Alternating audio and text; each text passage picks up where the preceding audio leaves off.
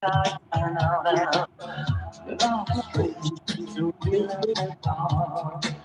of the tender things that we were working on.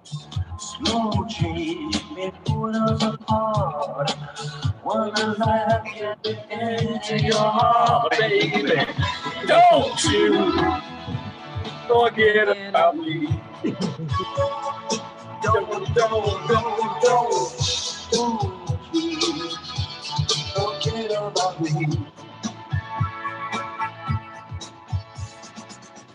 What's up, y'all? What's up? What's going on? Welcome to another episode of the In the Zone podcast. It's your man, Brian B. Falls in the building. Hey, this is like our third week in a row. I'm getting consistent with these, y'all. I'm finally pushing. Hope you all are being safe.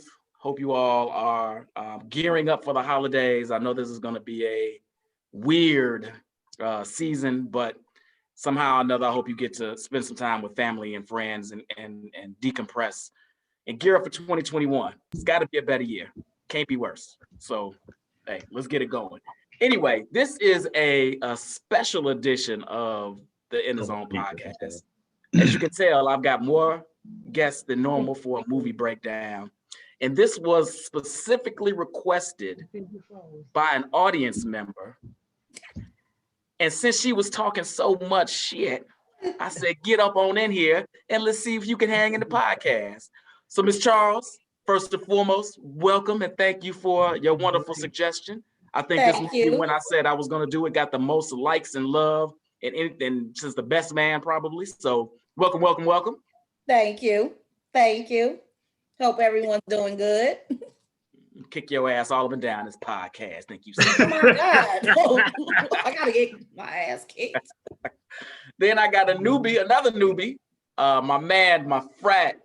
Hey, we go back, I ain't even gonna say how many years now, but when I became, if y'all know how old I am in Alpha, you know how long I've known this man, my boy Don Prof. What's going on, baby?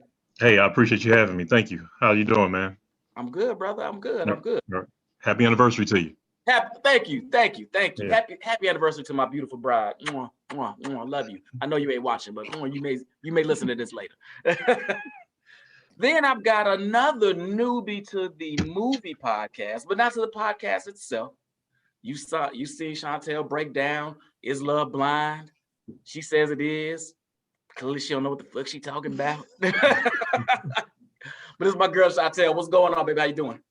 I'm good. Hey, everybody. He just popping all the cherries today, huh, Brian? Just like I did my bride on my wedding. Sorry, anyway. And then, of course, Jen is on the show. Hey, Jen. Look, I want to say happy anniversary to Allison, and I don't know how you do it, but we're just going to continue to pray. That's all we can do. Anyway, I'm not even going, whatever. Anyway, so we do have a real special one. It's funny, people, when I was talking about this on the phone last night with some of my regular co-hosts that aren't here today with me, they were like, wait, you doing a white movie? I was like, wait, hold on. First of all, I'm not racist by any stretch of the imagination, and I've done white movies. I did The Matrix. I did The Dark Knight. I did the whole MCU, the Marvel Universe, is one big global conversation. But I like to have the conversations about our things because other folks don't. So that's why I focus on our Black films. But I do have some of my faves. On the other side, hold on, I got to share. So this is one of my fave movies. So it was coming around, but I'm glad Kenny got us talking about it right now. We are talking about The Breakfast Club, the classic coming of age John Hughes flick. First of all, hold on. Let's before we even get into the movie, we got to touch on John Hughes real quick. Man. As a filmmaker. So John Hughes put Chicago suburbs on the map. Let's just put that out there. First and foremost. Yeah, I mean, we're talking Breakfast Club. We're talking Ferris Home Bueller's Day Alone. Off. 16 Candles, one of my 16 probably Candles. my 16 candles. Ferris Bueller's Day Off. Ferris Bueller's Day Off. For sure. Yeah, I mean, John Hughes was from the Chicagoland area. on Fire, another one of my favorites, but that people don't watch. I don't think he did think Saint Elmo's Fire. I don't think he did. The Brat Pack was in St. Elmo's. Yeah, but that wasn't a John Hughes flick. Yeah. Yeah. But anyway, he loved Chicago suburbs, Chicago in general, Chicago area. Wrote some classic, obviously, as we named, just a few of them, coming of age tales. We'll dive in later to see if this is your favorite or if this is his best work. But just want to give a quick shout out to John Hughes, one of my favorite directors and producers of all time. But let me dive into a little bit of the history of the Breakfast Club. So the Breakfast Club comes out in 1985, February. It was made on a budget of $1 million. Wow. I mean, which makes sense, right? They weren't anywhere. Where were they? They were in the school. They were in school, right? 10 people. I think New Trier. Yeah, I'll find that later. Yeah, it might have been New Trier. Right. It really is centered around the 5 central characters, the janitor and the disciplinarian. Really only 7 people in the movie. None of them were big stars at the time, so their salaries weren't crazy. And like you said, they're on one set. So was made for $1 million, grossed $51.5 million. So made over 50 times the budget. Crazy. Was one of them, teen movies were a thing. We should talk about this for a second too. Teen movies were a big thing in the 80s. Was this the first kind of one that like went mainstream? It's the first one I always think of. And then like Ferris Bueller and like 16 Candles, Weird Science, all that stuff came later. But I think the Breakfast Club set the table. 16 Candles was first. Was 16 Candles first? Yeah. Yeah, Molly Ringwald was kind of established by the time the Breakfast Club came on. Okay, It's Emilio Estevez. What had he been in? I don't know, but he actually top billing. Outsiders, yeah. I know he's in Outsiders. He got top billing for this movie, him and the disciplinarian dude, which I found interesting. I couldn't stand him. We'll talk about that later, though. Oh, you're right. So 16 Candles comes out in May of 1984. Right. When did I say the Breakfast Club came out? 85, February 85. Yeah. Less than a year later. So less than a year later. How was he doing all of that? Like boom, boom, boom. Because Ferris Bueller then came out in 86. Yeah. I think he probably had a lot of these ideas and concepts written down. Like because he wrote and produced, which is crazy. So for anybody that hasn't seen this movie, by the way, I say this every podcast. If you've never seen it, I don't know why you're watching.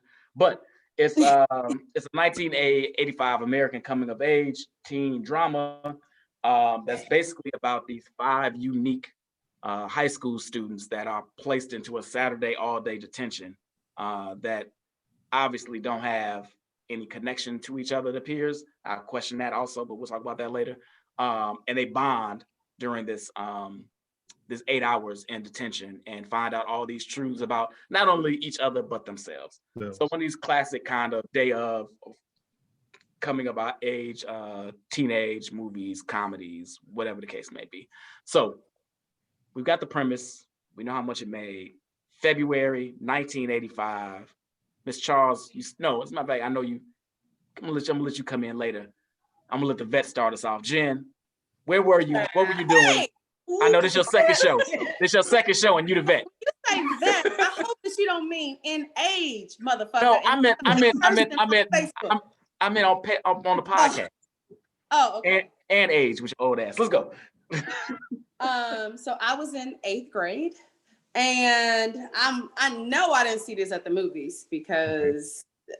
Yeah, nobody was taking me to the movies other than my older sister, and she wasn't taking me to see a white flick. So I must have seen it when it came out on video or something, but it like became like the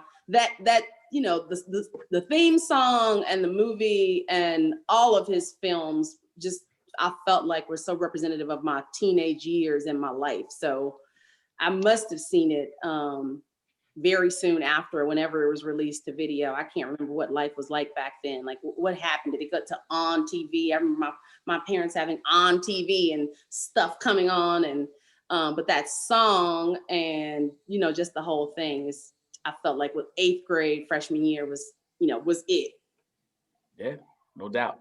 Sean, was you about 2 when this movie came out? I was 6 when this movie came out. Thanks. But honestly, I don't remember the first time I saw it. But what I do remember is being a preteen, like 10, 11, 12, watching it and thinking to myself, like, oh my God, I hope high school is just like this. Man, I was sadly mistaken, but. It was like popular girl. I mean, Molly or me, I definitely wasn't the popular girl in high school whatsoever. But I definitely. Were you Ali Sheedy? Was I what? Ali Sheedy? Were you the Ali Sheedy? No, girl? I actually was Brian, right? Johnson, is that his name? The geek. Brian. I was actually the geek. But I also went to a really rough high school. So being a geek in a rough high school is kind of not real hard. Where'd you go? Where did you go? You know where I went. You just want me the- to tell where the I went? audience doesn't know. The rest of us don't. I went to Bowen High School on the Ooh, southeast side of snap. Chicago. So he's You not can't crazy. So you could add. So that made you the geek. Right. A 2.7. Y'all bogus for that. He's not wrong. You didn't have to be Albert Einstein to be a geek at Bowen. Shout out to Bowen High School class of 97, but still, He you said class of 97. If you don't get your ass out of here. So wait, considering you were so young when this movie came out, you probably saw it on DVD or VHS years later. Why is it one of your faves? I think because, and like I said, it set the expectation of what I thought high school would be. So I was totally blown away for that. But I think I just really connected with all the characters because I think we're all the characters in some way, shape, or form. I have my asshole days where I definitely act like Bender. I have my princess times where I act like Molly Ringwald. I have moments of being a weirdo. I obviously can be the geek if I was in high school. And I even on some level related to the principal, right? Like even as a teenager, I related to some of the things he was saying. So it was something about all the characters, even the janitor, his clever quips is very much so me. Mm-hmm. So I related to every single character on some level or at some point in the movie. Even at 12, when I remember watching it, I had those connections. Look at you all deep in shit at 12. Okay, all right. And I think Vernon was like the dean of students. I don't think he was the principal. And Vernon really was, again, I went to Bowen. He was a lot of the white administration that I was at my high school. His whole temperament, how he behaved, how he talked to the kids, he was it. So I related to him on that way. Like he really were the white administration at Bowen. Okay, all right. Ms. Charles? Okay, well, similar to everyone else, I was in grammar school. I snuck in. My sisters were teenagers, obviously, because they were older than me. And I would sneak in, and this was my movie. I would sneak in the basement, watch this movie, Delirious, and Raw. So 3 movies I know verbatim. That's an interesting rotation, by the way. I know, but that was Right. For grade school 16 Candles, and Pretty in Pink. But this movie, I was so drawn to it because it was so simple, but it was so profound. And character, I was confused because the character that was the antagonist, like John Bender, he was messing with everyone. Like one scene that I was disturbed by was when he bit Molly Ringwald in the coochie. I was like, oh my God, did he just bite her in the coochie? I was like, that's disgusting. And then he kept picking on Brian. And I'm very biased with Brian because I love Anthony Michael Hall. I loved him in 16 Candles. I love him in all the movies because I could relate to him because I was the dork. I was the one that to this day I say weird stuff and people look at me like, what the hell did you just say? So That's I true. relate to him. Shut up. You said that's true. I'm also body. But anyway, so when I saw that movie, it was just how John Bender's character was, like when he talked about his abuse and, and the what's his name? Vernon Dick. Vernon. Yeah, Richard. Yeah, Dick. Show your Dick some respect. Him. You show Dick some respect. Yes. Him, I really felt like they failed John Bender because his father was abusive. The teacher or the assistant. Listen to the damn educator. I Right, wasn't right. And I'm trying not to sound like that. That's I wasn't like, trying to take oh, out the CPS hat. oh, Bender. But I did not like how he was treated, and it spoke to why he was the way he was. Mhm. I didn't like Andrew because I thought it was weird what he did. Why are you taping people's butt cheeks? That shit was funny. I didn't get that. Like, I didn't understand that as a kid. Like, that's just nasty. Like, why are you touching people's butt cheeks? But I love this movie. I watch this movie probably at least 6 times a year. Wow. Okay. I don't know why. That, Purple Rain, Raw and Delirious. Okay. EMP. In that order? I don't know about in that order, but DP, tell me about it. 85, where were you at? When did you see it? Why are you connected to this flick? Okay, so I've seen this movie about 328 times. I was in 7th grade when the movie came out. Now, I will say this. Why am I connected to the film? In 4th grade, I moved out to Schaumburg, Illinois. So I went to junior high school in Schaumburg, Illinois. I went to high school in Hoffman Estates, Illinois, right outside of Schaumburg. So I lived in the Schaumburg area for my preteen and teen years. So I saw a lot of this. I saw the John Benders. I saw the Andys. I saw the Claires. I went to school with all of them. So I think that I saw that. I went to a white high school, and it was right on point. So I saw it. It came out when I was in 7th grade. I was in junior high school. I didn't go to the show to see it because I had no interest in those movies at all. But I think that it came on cable, and my mother might have had a free hookup with cable for a week or two or something like that. Yeah, it either came on cable or we went to the store to rent it on beta, and I watched it on beta. Used to rent videos back on the weekend, so I may have rented it on beta, and I watched it and I liked it. I was attracted to it. I was like, wow! The dynamics. Number one, that whole Saturday school was just messing me up. Like, you go to school at 7 o'clock on a Saturday for detention? Oh my God, man! And as you're watching it and you're looking and you're like, man. So it was a connection. All the personalities. I saw that. I went to school with that. I was able to relate to that. And I think for me, I watched it throughout high school. I was in 8th grade. So I was in 8th grade when I watched it the most? My last week of 8th grade, I was not in school. I had chicken pox.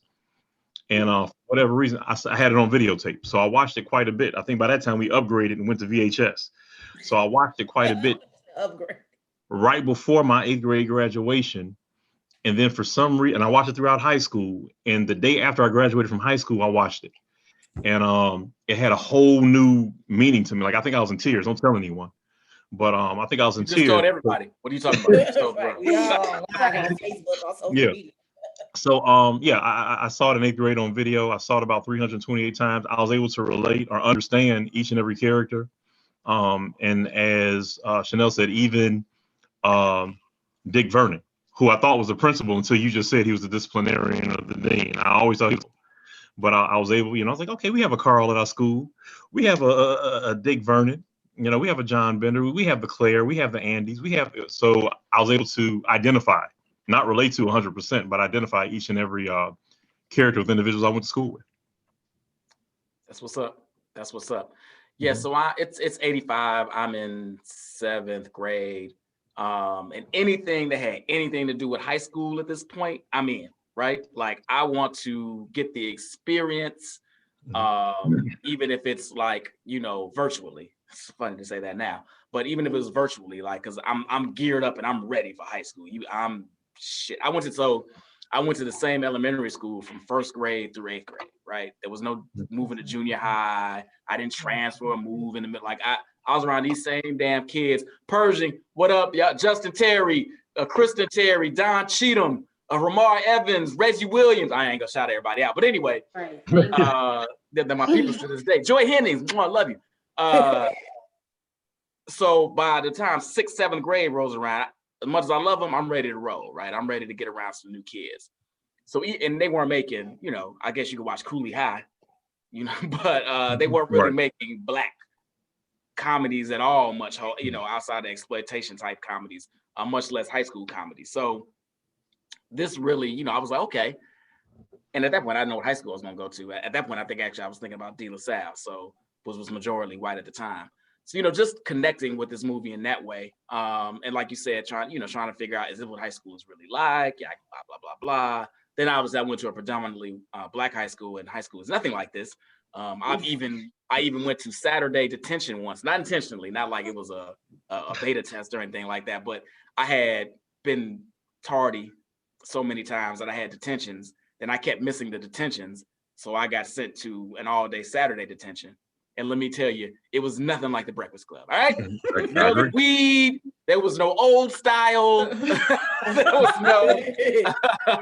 there was no extended running in the hall. It sucked. I don't advise it to anyone's children that might be watching. So anyway, but it does set me down this path of just this exploration of the John Hughes universe and these characters. And even though none of them are Black, right? I can't think of a Black character in a John Hughes movie. And Ferris Bueller's Day Off when they stole the car from the parking lot. They're right, the parking garage attendant. One Latino, Latino There's your Black character. Remember Yes. There you go. Which I will say, if I was a parking lot attendant, I would not be above doing. But I still connect to these characters because I'm coming up age with them, right? This is my wheelhouse of my teenage years. So yeah, I definitely, and they're in the Chicago, at least area. So I do connect with them. It's one of my faves, as I've already stated. And it's funny watching it now as you grow up, as opposed to how you see these things like as a child, right? So like at the time, particularly watching it again on VHS, or Showtime, or on TV, it was a cable staple. I'm related to the character, like, yeah, my parents suck. They don't know how to relate to me, blah, blah, blah. And I watched it this morning and I'm like, you bunch of whiny, fucking entitled white kids, kiss my ass. I know, you know what? My job is to get you. Yeah, Bender was abused. Except for Bender. Yeah. No, you know what, Brian, you say that. And I did think when Brian talked about the pressure, and I was like, I am a pressure mom. Like, I'm like, look, ain't no fuck ups in this family. Like, look, we got the mama and the daddy, and we got this kid. Like, everybody got to get their shit. Like, and so I felt kind of badly for him. So I will not agree with you that they are entitled, because they each really did have some issues. And we can dive into this a little bit, but I don't disagree that there are. So is Brian's parents putting too much pressure on him academically? Potentially. Is Andrew's father pushing him too hard about the scholarship and winning? Maybe. Are Molly Ringwald's, Allison. Is Allison's parents disconnected from her? Maybe, right? Is Claire spoiled and her parents at odds and use her against each other? Sure, that's a thing. And is Bender clearly abused? Yes. Yeah. I'm not saying that. What I'm saying is all families have issues. All families have these dynamics of rough times, particularly with teens, right? Like, I'm sure if I asked my two teens, actually they wouldn't say shit. They love me. I'm the greatest. But but what I'm saying is, are they fed? Okay, so Brian's parents want him to get good grades. Oh, boo fucking who? Andrew's parents want him to win wrestling meets so he can get a scholarship because they probably can't afford to send him to college. Oh my God. Oh, break your titty out, feed me. What the fuck are we talking about here? Claire's a little spoiled, her parents are getting divorced. Nigga, I'm a parent, I'm a child of divorce. Suck it up. The only one that's got a legitimate beef is fucking Bender. Everybody else, get out your white entitlement. Yeah, no white tears. No white tears. I'm sorry. But one of the things that I will say is that as you go through life, your problem is your biggest problem. So as a teen, we know that those problems seem to be magnified times 1 million. And so I really watched this movie through a different lens. It really resonated with me today. I think as a parent this time versus in the past, I looked at it, from my teen views, and I was like, damn, these poor kids. I was like Caddy, like, damn, we fucked up. Did you reach out to your kids and say, I'm sorry? Nope, fuck them kids. Exactly. Exactly. Don, you got a teenager. Our sons are the same age. Right. How are you seeing this now as a parent, as opposed to how you related to it when you went to, where you go, Batavia, Sandburg? Where the hell you go? I went to Conant High School, James B. Conant High School, 700 East Cougar Trail in Hoffman Estates, Illinois.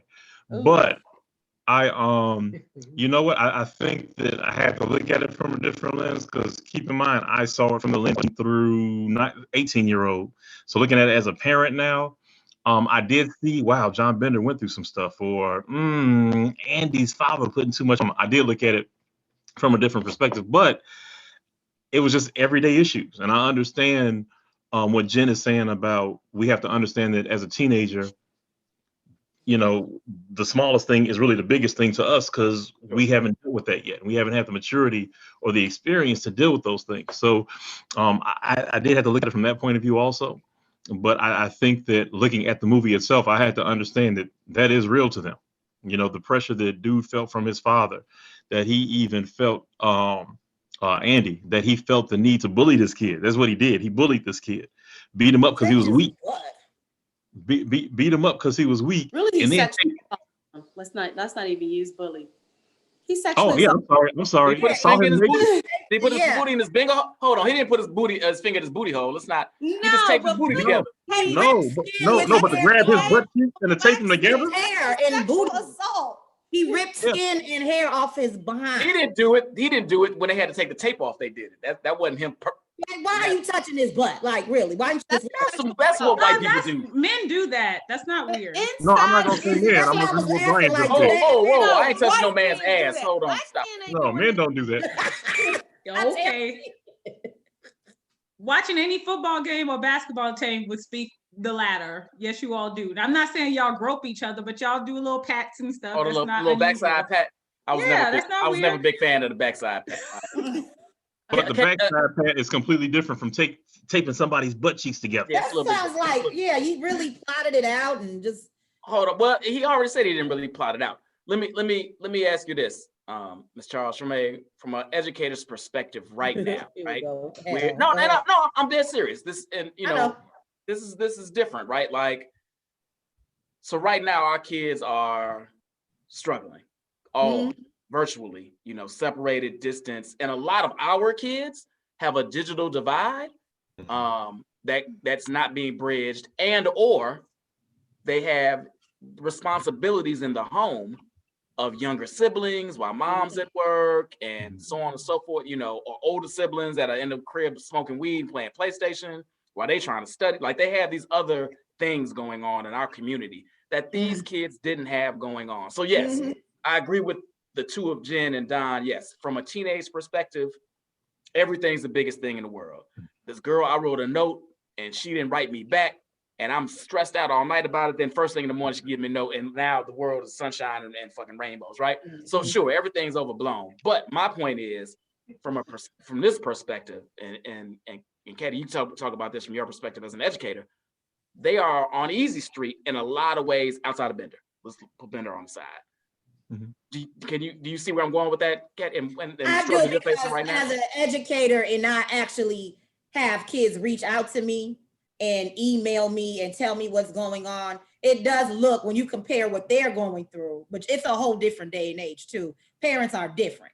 Like, they're not getting them involved in sports. They're not spending the time. Well, on the movie, you know, even though they're different, some of those things, they're still the same. You're still talking about, okay, I'm a privileged white person or a privileged white teenager, and my parents don't spend time with me. But some of my students and some of the other students that are being serviced in CPS or even in other areas, their parents don't spend time with them as well. But I see what you're saying. Their problems in the Breakfast Club seem very mediocre compared to what our kids are going through. Like, I'm teaching remote learning and people are passing off kids to the student as I'm teaching while they're walking out the door. Or I have kids emailing me and saying, you know what, my house is too noisy. I can't even concentrate. And so I have to come up with alternative assignments for them, because I can't penalize them for something that they're not in control.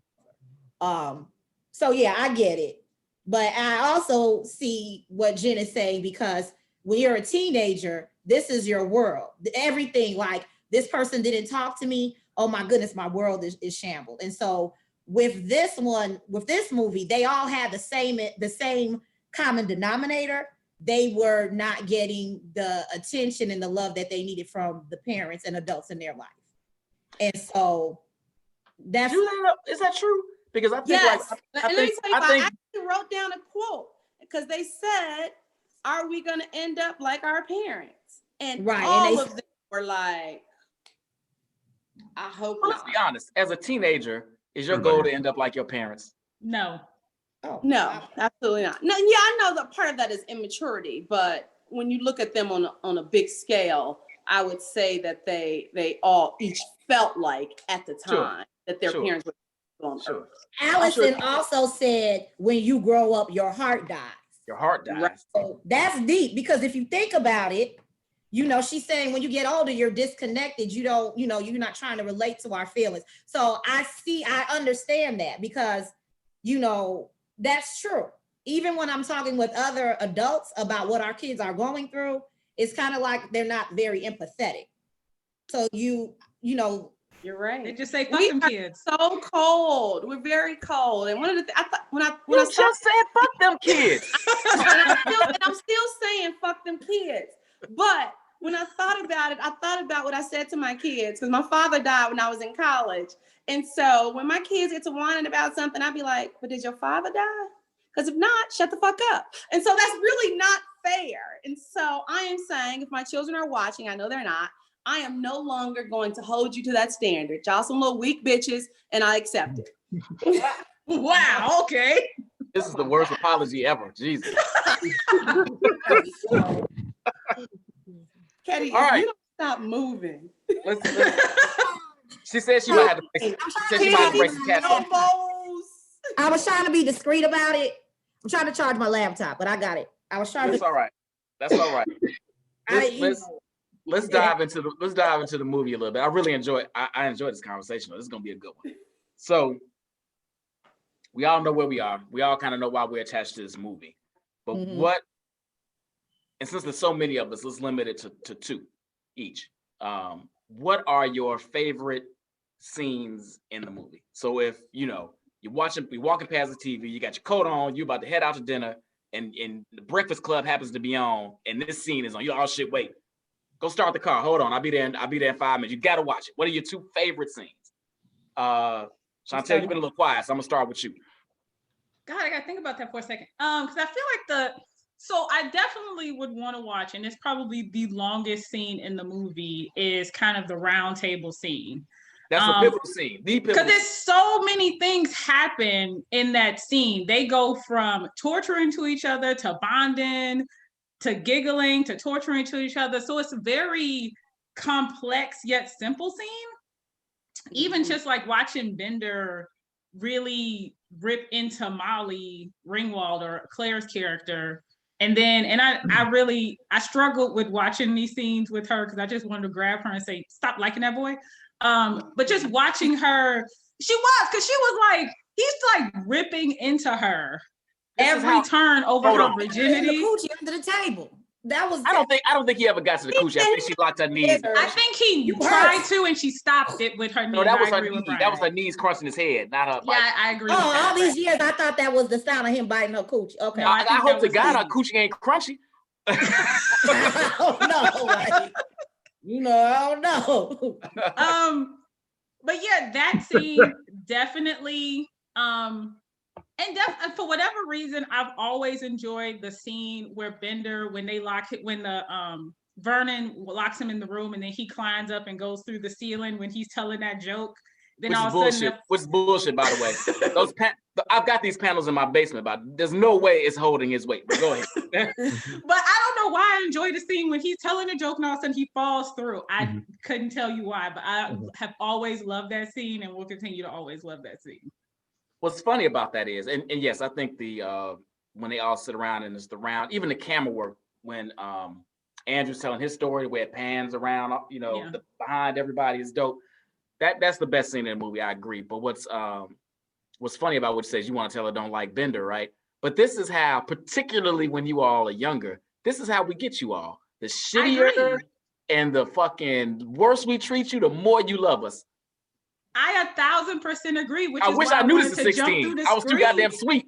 But it was just like the entire movie, he's calling her a bitch and just her virginity. Sure did. And then at the end of the movie, she walks in to find him. I'm like, no, no. Bender is, I got this in my notes. Bender is relentless. This man, he's like the Terminator.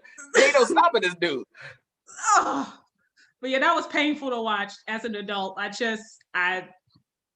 If there are any teenage girls watching, no. I do not have teenage girls on my Facebook friend page. You don't know who's watching this. You have no idea. No. It feels Save illegal. our girls. Good Lord. It feels illegal. Jen, switch this. Come on, what's your favorite scene? Right. So for that scene, I never realized how deep that dialogue was. I don't know if it's because I was a dumbass kid, Exactly what but it is. I was listening to that dialogue and I was like, damn. And so what I thought about was, and I was the popular girl in high school. So I thought you were the nerd. Which were you? Were you the nerd or the popular No, girl? that was me. That was the that geek. both That was nerds. me. Oh, To me, academically, everybody at Lynn Bloom, were nerdy to a certain extent, unlike Bowen, we all were smart. Damn. But, Now I can make my Bowen God. jokes. You Whitney Young, Lynn Bloom. sorry. People can't be But, making jokes. But when I thought about like somebody said, are we all gonna be friends on Monday? right. And I was like, damn. And so then I started thinking about the different little crews at school. But then I thought, like, by senior year, you really don't care what people think. And I think by senior year, you have the freedom to move between different groups. And I'm glad that maturity came. But I can tell you that one of the drawbacks to being a popular girl is that you hear later in life, like, oh, you're cool, or oh, you're different. And my first thought is, you never really knew me. And you just knew, the perception. And so that perception, unfortunately, guides you a lot. And Molly talks about that. I mean, Claire talks about that a lot. I didn't really have like having to go along with the friends, but there is a lot of pressure with being the popular person. And it does get old really fast. Like even as an adult, like it gets old.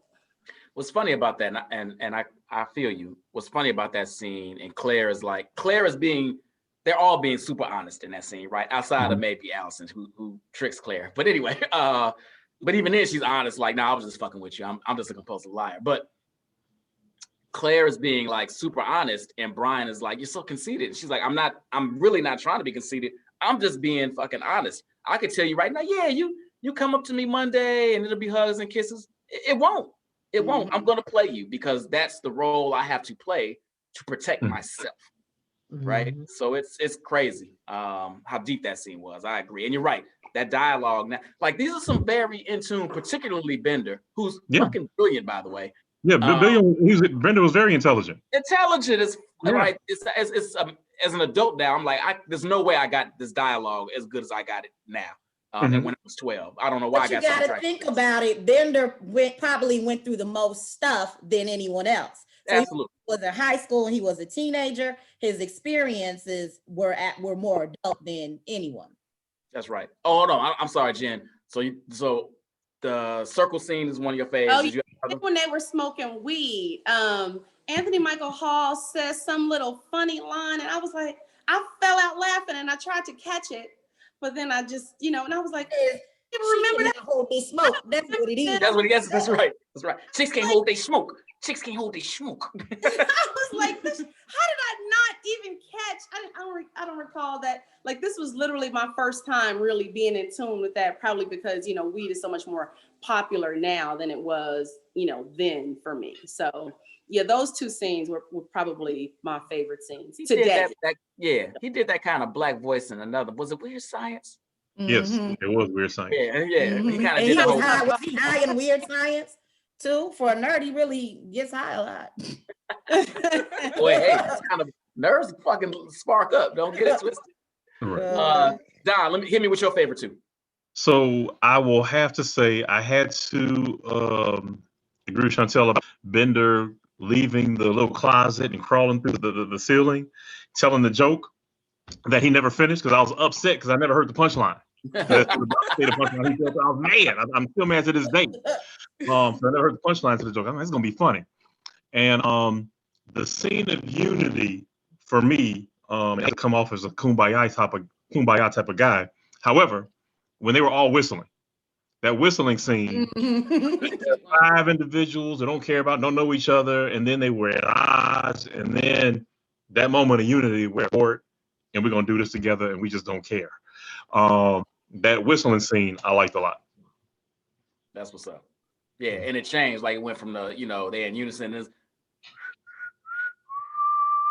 Yes. Yeah. Yeah. I'm sorry. I wish I was gonna be able to whistle. My beer is drying my throat. Charles, what you got? Your favorite two? My favorite two. So I'm not gonna do the whole scene, but when they're having lunch, and Bender is making fun of Brian's home life. Mm-hmm. And then he talks about his life when he says, shut up, bitch, go fix me a turkey pot pie. What about you, Dad? Fuck you. No, that scene.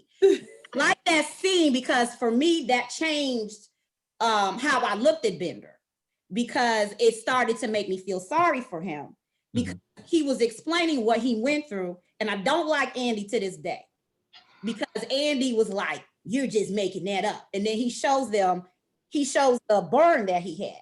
The cigar burn. When he was like, this is what happens when you throw paint or you spill paint in the garage. And he throws I like people throwing stuff. I don't know. I see. He throws everything. And then you see his face like he's really hurt. To me, that scene is powerful because, again, it shows you, okay, even though he was like the antagonist in the movie, he has all these issues and he's still a kid.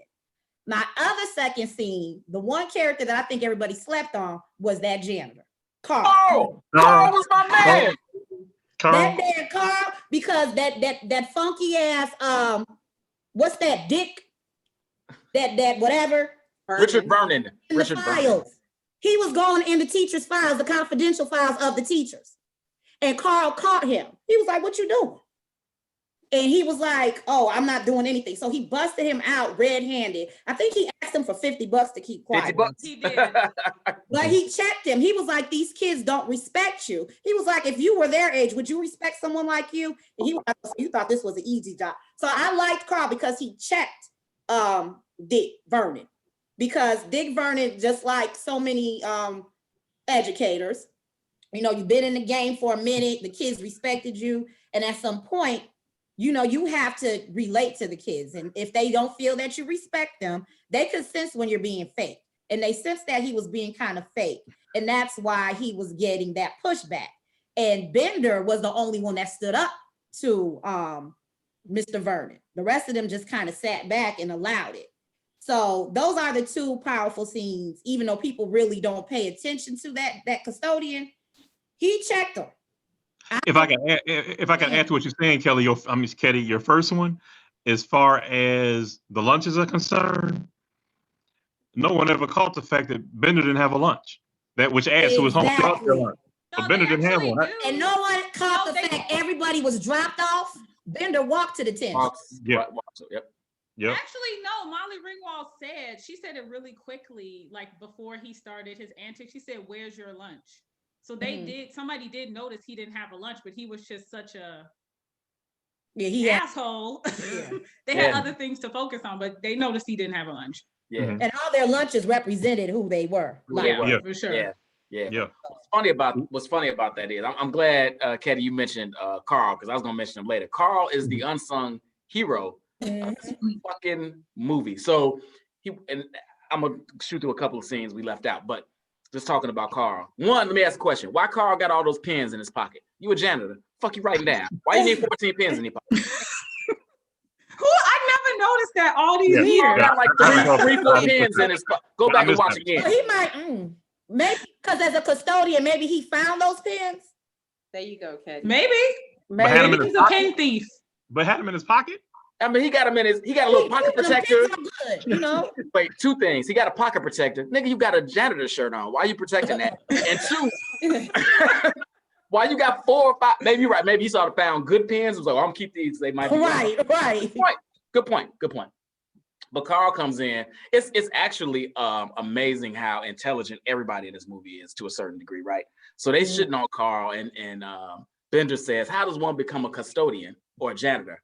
And he's like, why are you thinking about becoming a janitor? He's like, no. But Andrew is thinking about joining the custodian arts, whatever he says, the custodial arts. I'm wondering how you become. He's like, so I'm the peasant, the serf, whatever. And but I'm the eyes and ears. I read your letters. I go through your lockers. I go, I know the pulse of this whole situation. And then when he leaves, you can tell Bender is like smiling, kind of like, all right, I rock with dude, right? Because he kind of went up to him and was like, you can talk that shit if you want to, but I know all your little secrets.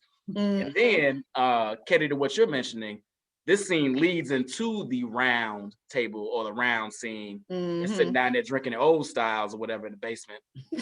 And he's letting them know, he's like, man, you signed up for this. You thought it was going to be easy. You were going to summers off. And you figured out it was real work. And now you don't know what to do. And he said, the kids haven't changed. You changed. The kids are the same. They're the same. You changed. You can't relate anymore because you've gotten older. You've gotten out of touch. You're making your $31,000 a year, which maybe bust out laughing. Oh my God, I died. I make $31,000 a year. He was in 84, in 84 though. In 84, what's that equal to now? Like 90? That's respectable in 84. Not enough. That's all I got to say. He was verbally abusive to Judd Nelson, and I'm like, the things that he is saying to this child.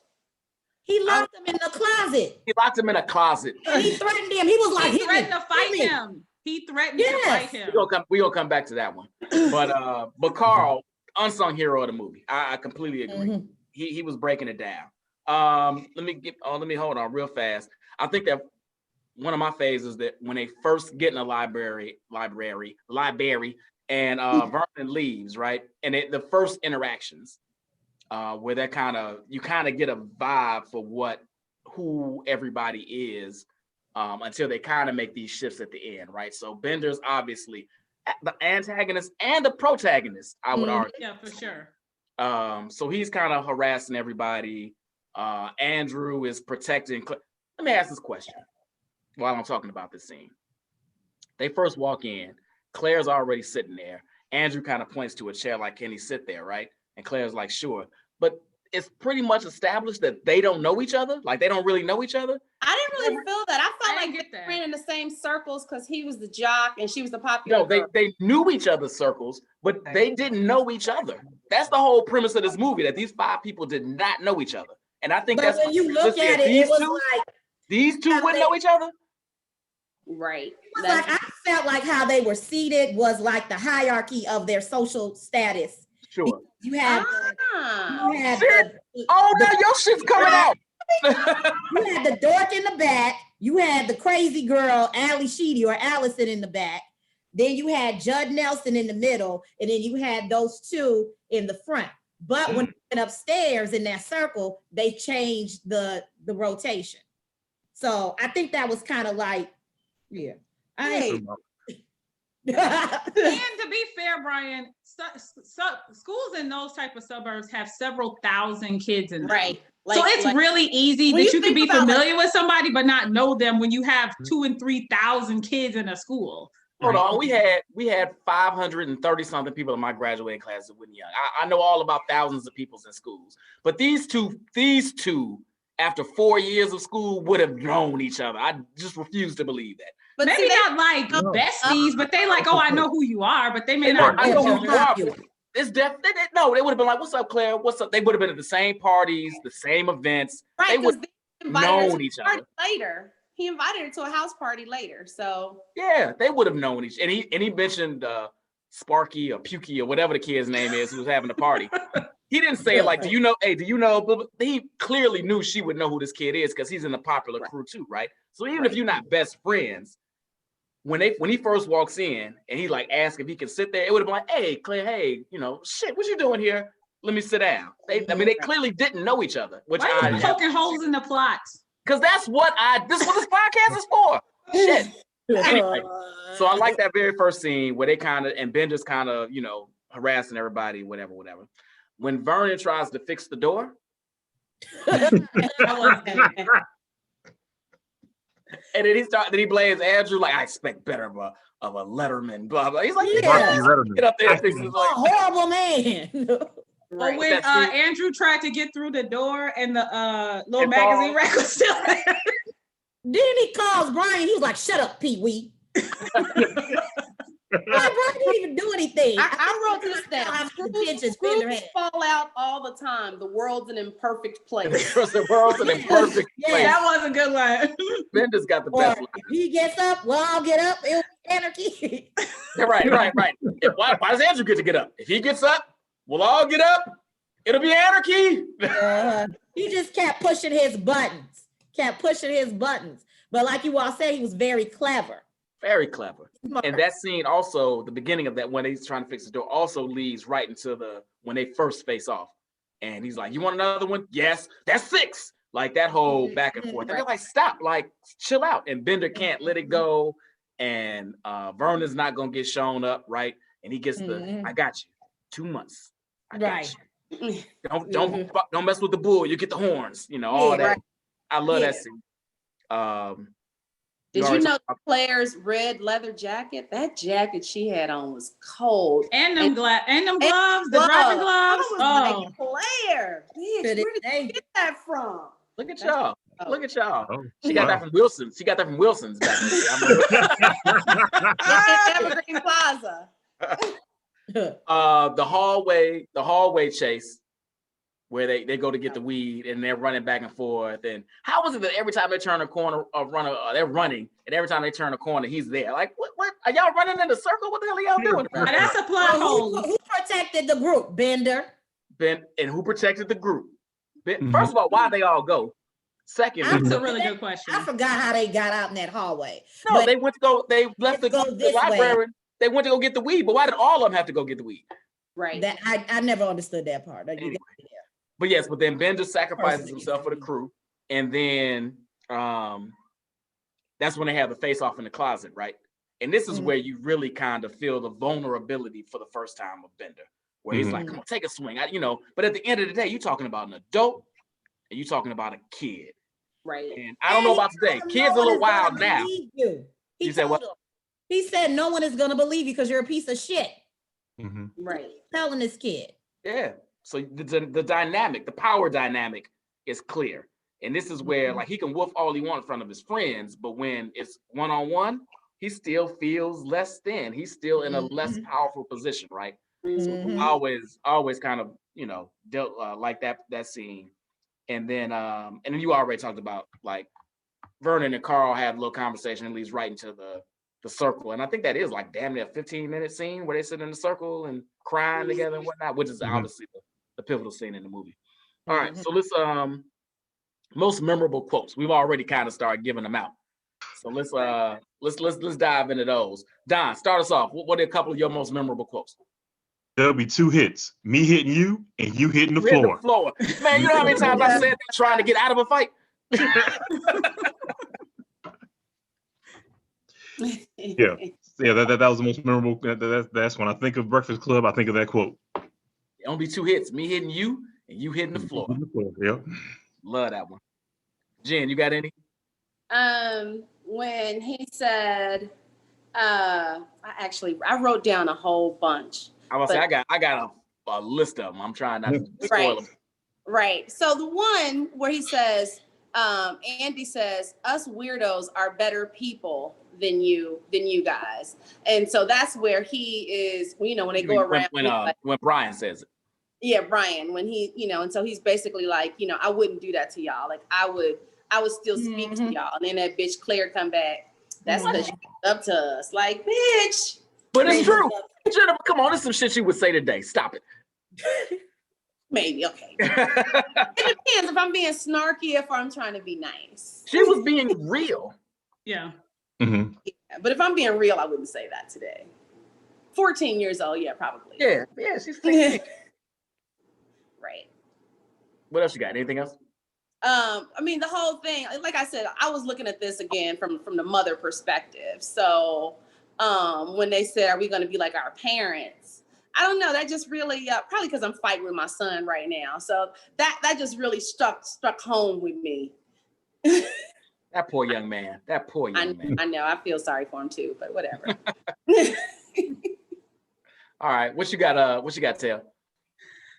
Okay, so it was one I wanted to write down, I didn't, but the one that I always, and I actually say this from time to time, just in real life, it was a banner fucking year at the old Bender family. Yes. I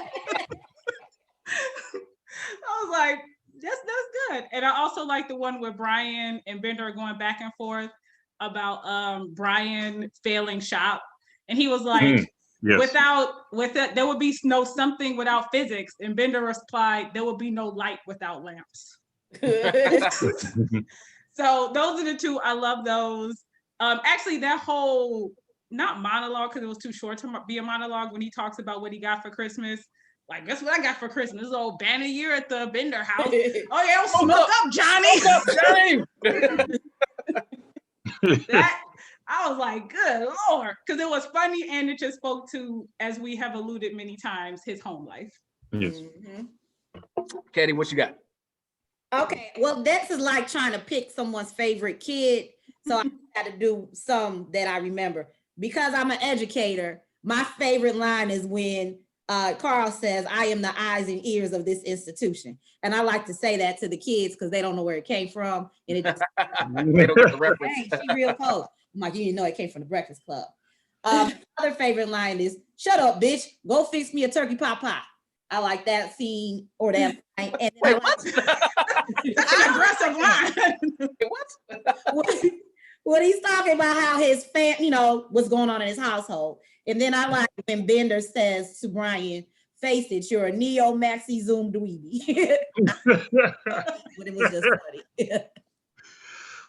I like that line too. I do like that line. I do like that line. Did he ever explain what that meant though? A neo No. max, whatever. No, there was no. A neo maxi ad-libbed that. dweeby. I don't know what it is. It just sounds funny. Right. Teenagers come up with their language all the time. It's just, you That's just roll true. with it. That's true. Roll. D, which did you say? You said yours, didn't you? Did me give your two? No. Oh yes, you did. You said 2 hits. That's right. 2 hits. That's 2 right. hits. Yeah. All right, I got shit. Y'all left me some. Let me give you something out here. And most of the best lines in this movie clearly are attributed to Bender, right? He's almost everything that comes out of his mouth I could have put down here, but I try to pick and choose. Yeah, I got a question. Does Barry Manilow know you were raised in wardrobe? Might go over people's heads today, but at the time, that line is hilarious. if I lose my temper, you're totaled, man. Totally.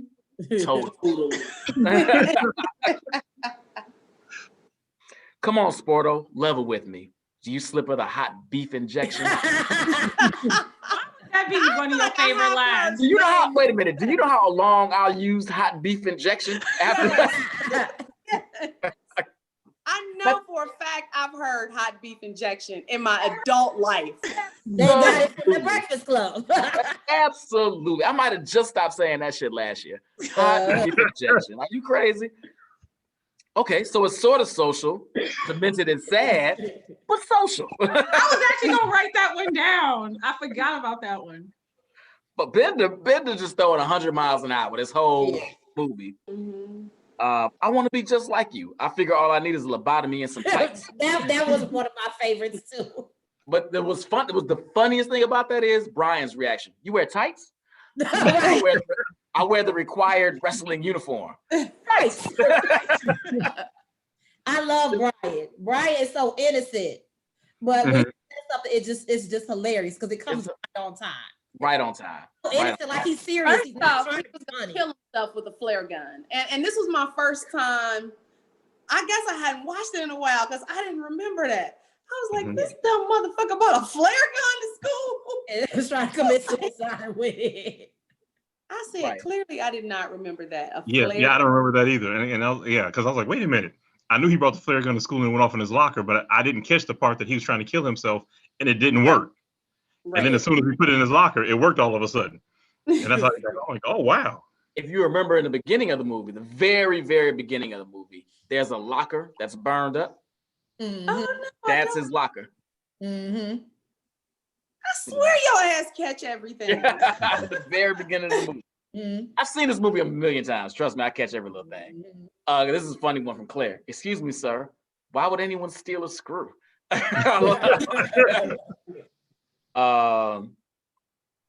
You already said the Neo, Zoom dweeby. That's hilarious. 2 hiddens, yeah. He said, in addition to the number of girls in the Niagara Falls area, Brian is alluding you and he are riding the hobby horse. Now, the funniest part about that is, in addition to the number of girls in the Niagara Falls area, because Brian's already played the whole virgin, she don't live around here card. She's from Canada. She's from Canada. Love that line. What do you need a fake ID for?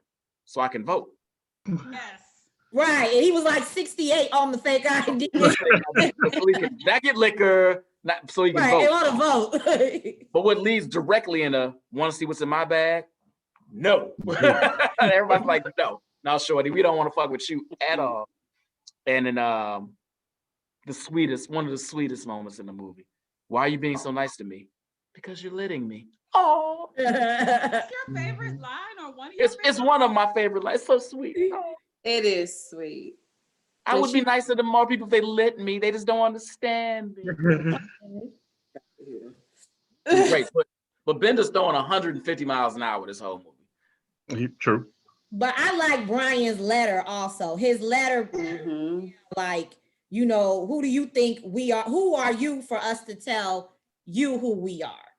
They had all these different labels, all these different stereotypes. But again, they all have something in common. Why do you need to know who we are? We know who we are.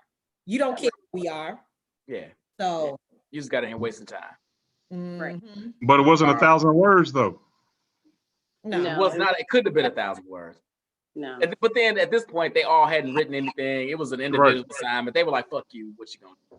Yeah. They were gone. He can't make him come back and write 1,000 words. So. Well, you could make him come back next Saturday. Yeah. Right.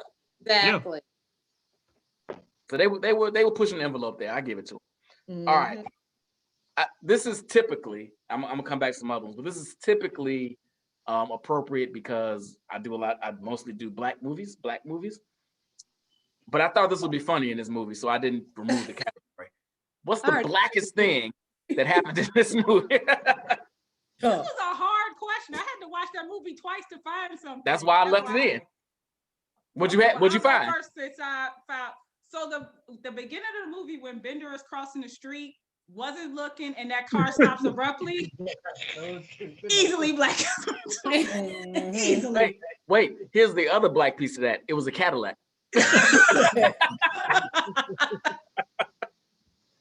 That is horrible. It was a Seville. It was like a Seville. It was. Yep. They had the spare tire thing in the back of the trunk. Yep. Mhm. Black as sea. I'm waiting to see what everybody else got to say. That kind of stumped me. I just said united together to fight their oppressor. I didn't know. I'm like, I love that one, actually. I love it. Oh, no. The blackest thing. A kid showing up with no meal and his ass gonna be at school all day. We know the shit happens. It happens. Okay. So at first my initial thought was them sneaking out to smoke weed. That was my initial thought. yeah. And then how racist. Yeah, right. It is. And then I thought about Carl. When Carl called dude going through the files and was like, "You're gonna have to pay me on this show." That was actually the whitest scene in the movie, if you ask me. Well, asking for some money. Asking for money? Because that's definitely black. Because Just the entire encounter, right? So you have Vernon who's caught and he's trying to like negotiate. Now, if you work in white America, you've seen this. He's trying to negotiate by being nice. And then you have the janitor who's now in the position of, he has the upper hand. He's milking the situation. He's like, I need you to pony up. read these palms. That entire interaction was the whitest scene in the movie. White people invented blackmail. Absolutely, 1,000%. Actually, when Andrew broke out his lunch, that felt very black to me. He had like an entire bag of chips, a full bag of cookies, Yeah. 3 sandwiches. I was just like, are you saying black parents don't break their shit down? Like, you had this whole bag of chips for a week, you better make it. We ain't got no Ziploc bags. All right, we had a Ziploc bags. I use that for the weed. Man, put this shit in the jewel bag and take it to school. No, I don't know, because I don't know. Don't take that whole bag of chips. What we gonna eat? See? Fair. See, that's right. Put some in your hand. Wrap some up in a napkin. You better be grateful. Mine is, and I've been in education spaces more than I care to admit, but when Vern challenges them to the fight, I've seen this happen at my schools more than I care to talk about. But like, when something like a teacher or a security guard or the dean of students or whatever has had it, no one is looking, and no one is looking, but I've happened to been in the room a couple of times where it's like, all right, Foster ain't gonna say shit. What you want to do? What you gonna do, shorty? I'm sick of your fucking shit. And they got him hemmed up in the corner or whatever. I've seen that shit go down a minute. And every time the kid wilts, no matter how big, no matter how tough, no matter how gangster, every time that kid wilts. Yeah, y'all went the wrong school. No audience. No audience. No, Y'all went I'm the wrong talking about school. like 2 years ago. I saw this happen. These kids, they might get outside and shoot you. That's true. But in that school, in those walls, one-on-one submission. they understand they could get in trouble. The real bad kids do their dirt on the street because that's y'all crazy. In high school, I cannot count on both hands how many teacher-student fights I saw in high school. A lot. So maybe it was just Bowen. Shout out class of 97, but yeah. Went to Bowen, I can't do. Okay. I will trust your judgment on that one. With this movie, again, we do black movies most of the time, so these categories are crazy. But I kept them in for the entertainment factor. Would this movie have been better with Denzel Washington or Angela Bassett in it? Yes. What? Who they have been?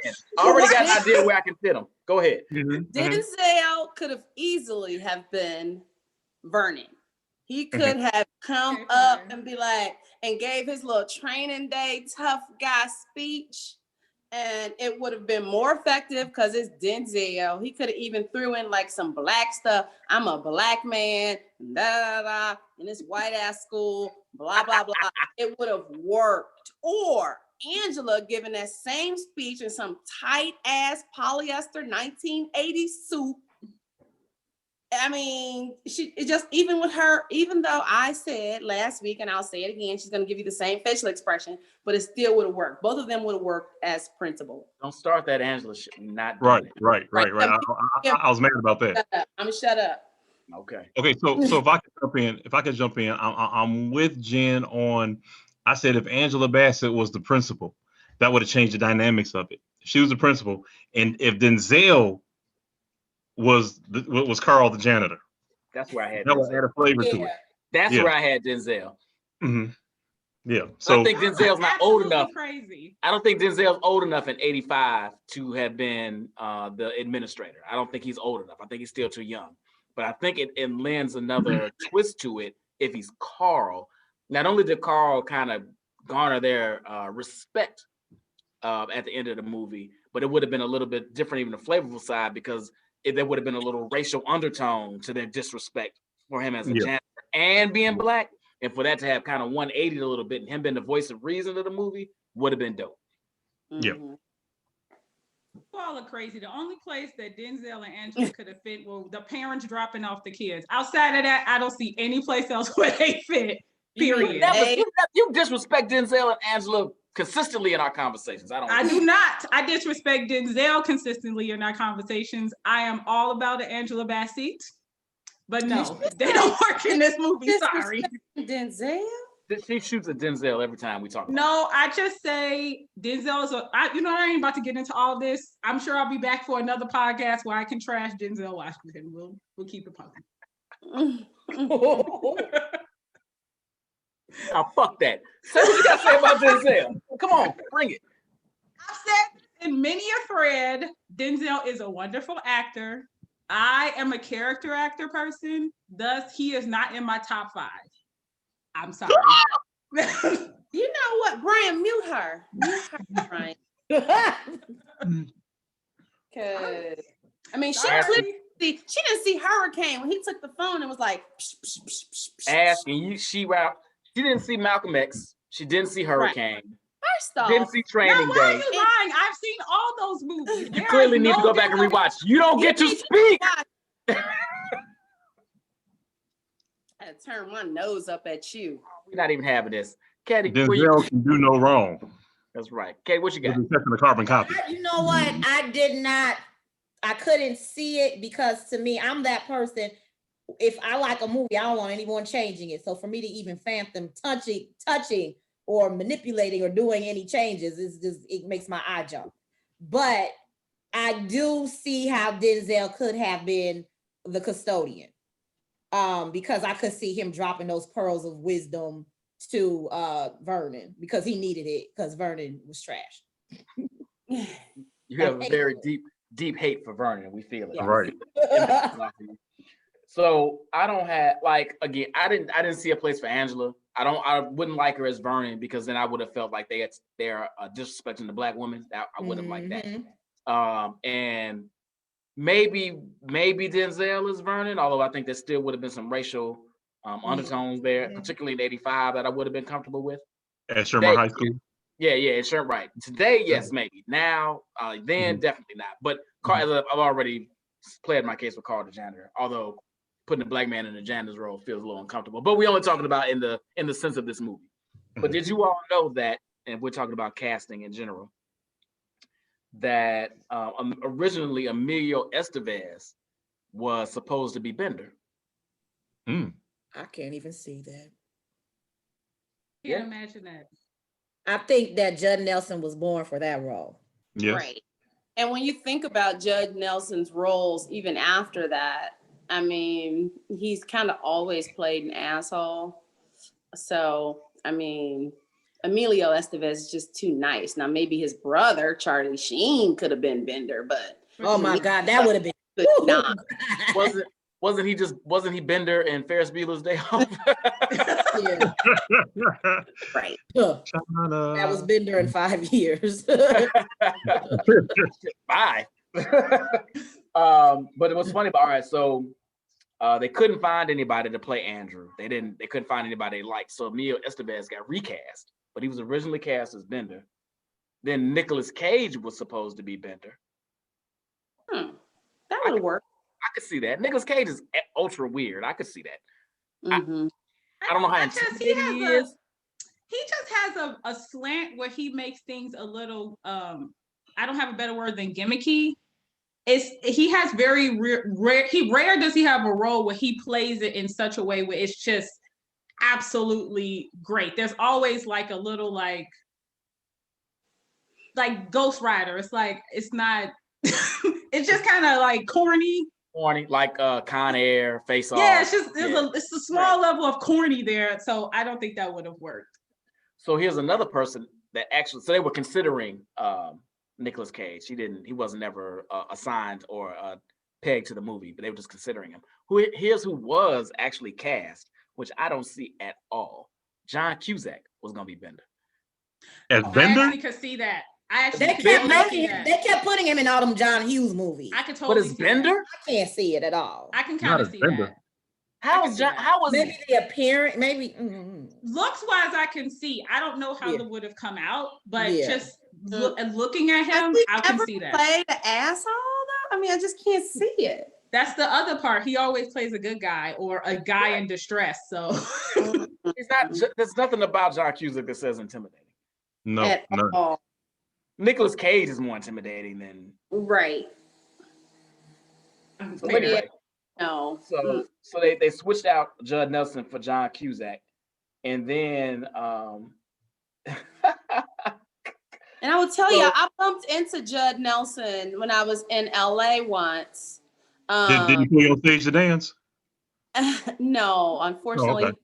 But he really was kind of Benderish. Like he was real aloof and like, you know. I can see it. I read somewhere where they said he was an asshole. Yeah, he was Really is an asshole for real. He was like, bitch, I'm on my motorcycle. Like, leave me alone. Like, I don't really want to chat with you. Yeah. Oh, wow. He wasn't Prince. He didn't want to put you on stage. Oh. And then Hughes wanted to fire him because he stayed in character a lot of the time and consistently harassed Molly Ringwald. Who I wondered if you were gonna bring that up. Yeah. So Molly Ringwald and John Hughes have a very incestuous relationship, if I may say so. I don't think they ever like dated, but John Hughes had a thing for Molly Ringwald. That explains a lot. As an actress. That's why she keeps getting cast in all these movies, right? Top role, the star. So they had this, they had this father-daughter kind of thing. But when you read things that Hughes says about Ringwald, it feels very R. Kelly-ish. I'm just gonna put it out there. Right. But anyway. Yeah, she's only 3 years older than me. So in this movie, she was really young. I mean, she was 16. Right. Yeah, that's kind of sick. Yeah. So I don't know if he ever I don't know. Again, I don't think maybe he had, I don't know. I'm not even gonna touch that, but it was weird. And then Rick Moranis from Honey, I Shrunk the Kids fame was supposed to be Carl, but left due to creative differences. I can kind of see that. What the difference being that your role is your gender and you got 2 speaking lines? I mean, I don't know. I don't know. He's so goofy. I don't know. Right. Carl had a gravitas to him, even, that I don't see Rick Moranis pulling off. But right. Anyway, those were a few of the little casting what ifs that were out there. All right, so we did what's the blackest thing? We did Angela and Denzel. Okay, most iconic character. I think this is easy. You know what I'm gonna say. Vernon and Bender are Agreed. my picks. Agreed. Yeah. I mean, you gotta. No, but also, I mean, I think that Anthony Michael Hall and some of the things that he said, definitely left a lasting impression on the movie. Like, I don't think you can have the movie without his role and some of the things that he said in the movie. So I think all of them. Yeah, I agree. I mean, the movie gravitates around all 5 of them, but who's the most iconic? Like when you think Breakfast Club, who's the first person you think of? Right. Judd Nelson. Right. I feel like you can't think of one without the other. You can't have Bender without his nemesis. It's almost everyone hard. was his nemesis though. So, no, but not like Vernon. Vernon was a little special. No, I agree. Nemesis. I agree. He was consistent. Right. All right. So we all agree that if we talk about who won the movie though, Judd Nelson won this movie. I would agree. I'm sorry, B. False. May I ask a question to everyone, please? Absolutely. So earlier in the movie, Allison said she's a compulsive liar. She acknowledged that, like, I'm a compulsive liar. That was an movie actually, but oh my God, you're gonna ask the question I was gonna ask later. Go ahead. Why exactly was she there? Oh, she said it. She said had nothing else to do. She said it, but she also said she was a compulsive liar. Good point. So maybe yeah. Oh, well, we don't know why she was there. Or maybe that was actually my question. Or maybe she was just saying she was a compulsive liar because she's a compulsive liar. So maybe she wasn't lying. Maybe she lied about something to get in there. But that was actually my question. I was like, why do they believe anything she says once she said that she's a compulsive liar? I didn't really believe she was a compulsive liar. Me either. I think she just said that too. Well, wouldn't that still make her at minimum a liar? Liar and compulsive liar are 2 different things. Right. Because she could be lying about being a compulsive liar. Yeah, exactly. Exactly. Right. She didn't speak enough for the first hour of the movie for me to judge whether or not she was a compulsive liar. Mm-hmm. Definitely habitual. I definitely will roll with that. Definitely a habitual liar. I can roll with that. All right, so we got that going. We got most iconic character. We did memorable quotes. I think we've run through most of it. All right, here we go. Is this the best movie the stars ever made? This should be interesting because they got a list. Some of them got some hits on here. So I'm gonna just run by him. Emilio Estevez, best movie ever made. Well, okay, if it's not, then what would you say it is? I don't know what else it is. Wait, let me see. No, I like What the Emilio best Estevez. is? For Emilio Estevez when he played Billy the Kid in Young Guns. Young think Guns Ooh, 2. I was thinking Young that. Guns 2. That's my pick. I was thinking that. Guns totally. 2? Young Guns 2 specifically, not 1, 2. I liked them in both. Watch 2, Brian. I'm Nobody sorry? watched. Let me Nobody say, watched 2. hold on. Let me give you a story real quick, a real quick story. I'm at U of I, University of Illinois, Urbana-Champaign, ILL. It's freshman year. We had a theater on our main strip called the Co-Ed. It's on Green Street. Green Street is our main little strip that goes through the college. The movies weren't free per se, but there was no ticket takers, so they were free. So me and my boys, we watch Young Guns on like a Tuesday at like 10 o'clock, like just on some old, we don't feel like doing nothing, let's go to the movies. We come out, we are geeks. We love Young Guns 2. We the geeks. I don't even think I had seen Young Guns. I think I saw Young Guns 2 first. They had, you know how they have the cardboard cutouts of, the movies or whatever. Yeah. I grab Emilio Estevez, his cardboard, snatch it out, hop on my bike, and ride home, and it stayed on the back of my dormitory door for the rest of the year. That's how much I love Young Guns 2, Jennifer. Wow, that's deep. And I was a compulsive thiever at that point of my life. But anyway, Young Guns 2 is mine. Chantel, you act like you had another one. I don't. I only thought of Young Guns, and now I have to Google because I'm like, what else is really and outside of like Mighty Ducks? Mighty Ducks, which I've never seen one, to be frank.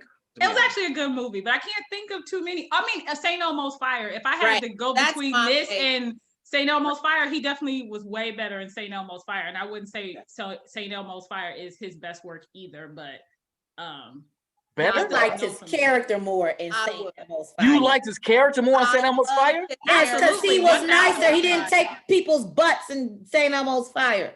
He was a stalker in St. Elmo's Fire. Listen, he wanted that woman, and I love the way that he pursued her, and then he kissed her at the end and gave that bitch something to think about. And that picture, that picture was hilarious.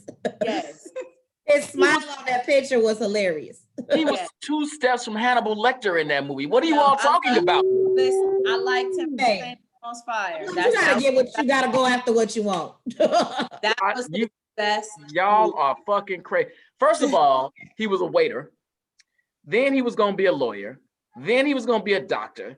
Then he stalked Andy McDowell the whole movie.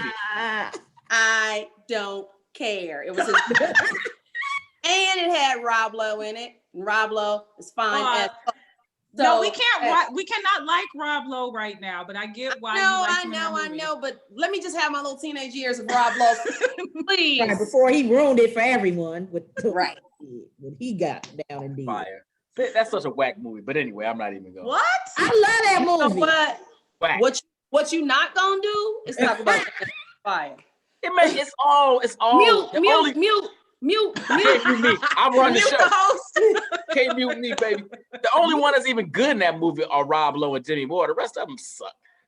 What about Drew Barrymore? Drew Barrymore wasn't in St. Elmo's Fire. That's not. Wait, which one is she in? She's about her stepmom. Sheedy was good in there as well. You're crazy. Everybody was good in there. Ali Sheedy was good in. Yeah, she was barely in the movie. Andrew McCarthy was decent. He was. But the stars of that movie are Rob Lowe and Demi Moore.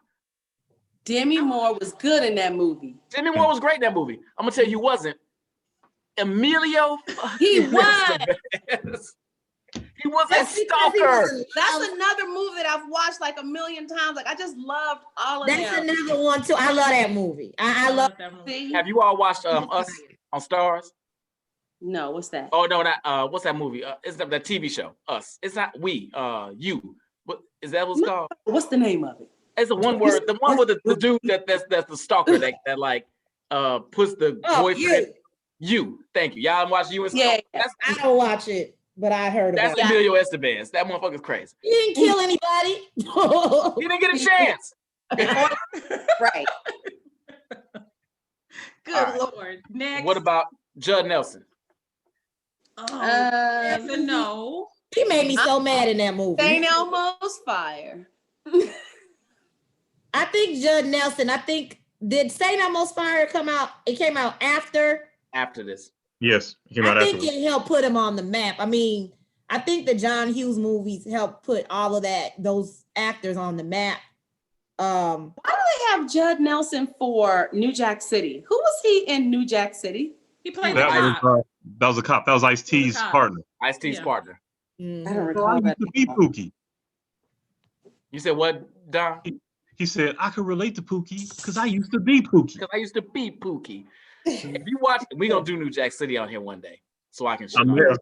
I'm there. New Jack City does not hold up well. I don't believe you. I haven't watched it in a long time. Go so I watch don't it. Believe you. Go I don't- watch it. Nope, It nope. does not age well.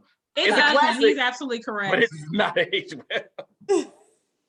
Don, when's the last time you watched New Jack City? Maybe a year ago. Oh, shit. Well, you should already know it don't age well. This year because it comes on VH1. I just watch it, but it's He's not wrong. It's not good now. Rockabye, baby. I don't I mean, believe it. there are classic lines and scenes. Right, And and the music. if it came on right now, if we got this podcast, I turn on TV and New Jack City's on, I'm watching it. I'm just saying, from a acting, directing, editing standpoint, there are so many flaws. But anyway, Outside of the acting of Ice-T, I'm with you, but we can talk about that later. we can talk about another time. I want to shoot so. Hey, all right, we're not even gonna shoot. All right, so we say so. Jen, you saying St. Elmo's Fire? KC, what you saying? Judd Nelson, best movie?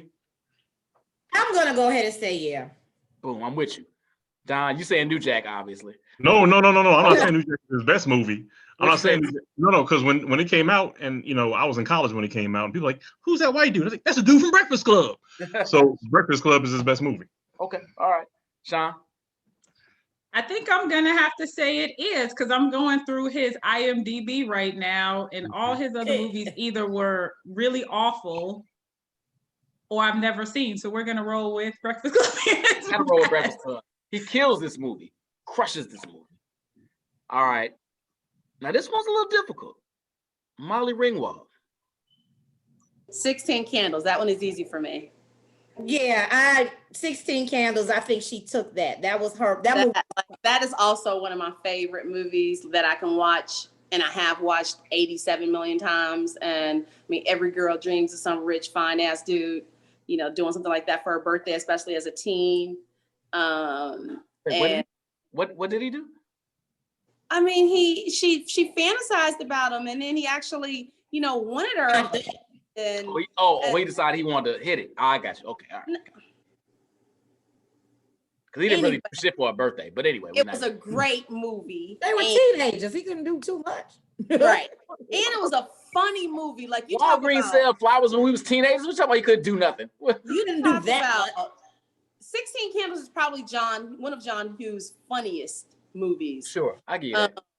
It also does not age well from a racial perspective. Oh yeah. That made me mad. I know exactly that line that you said. Oh, a black one, and she was relieved that she wasn't talking about a black boy. That too. Y'all know that in the beginning when they. Right. Yeah. Yeah, but I would say that's probably her best movie. Okay, Don. To be honest with you, y'all probably gonna strangle me. 16 Candles and Pretty in Pink were the same thing to me. It was the same exact movie to me. Completely agree. Really? Yeah, it was the same. I'm about to mute you. I'm with you, D. Another set of Fabulous, and that's another favorite. Mute. I've seen it once. I've seen it twice. Maybe I'm stretching 3 times, but I think Breakfast Club was a step up.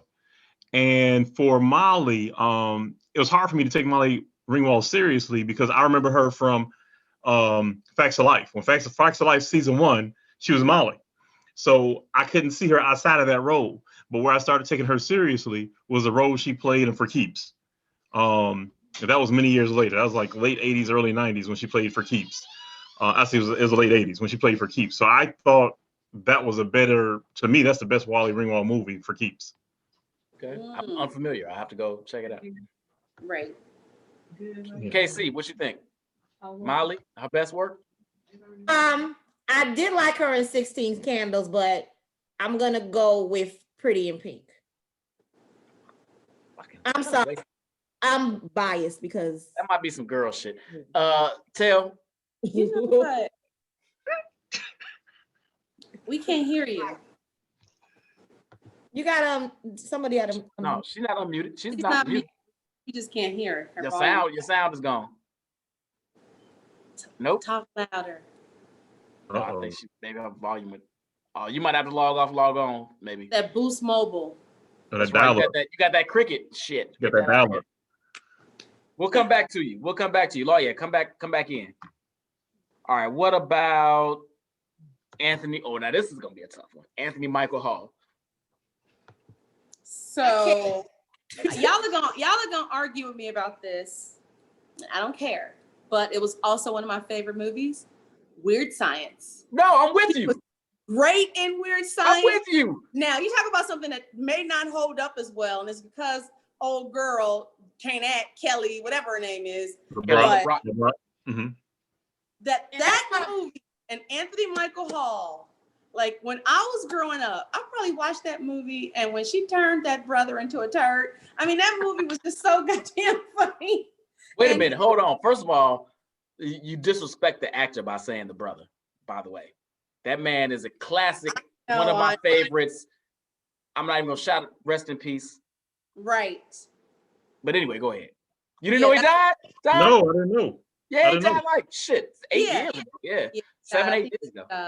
Something with his heart or something. But yeah, that's my favorite Anthony Hall movie. Him in Weird Science as a teenager. Just classic. Oh, I agree. I'm with you. Chantel, can we hear you now?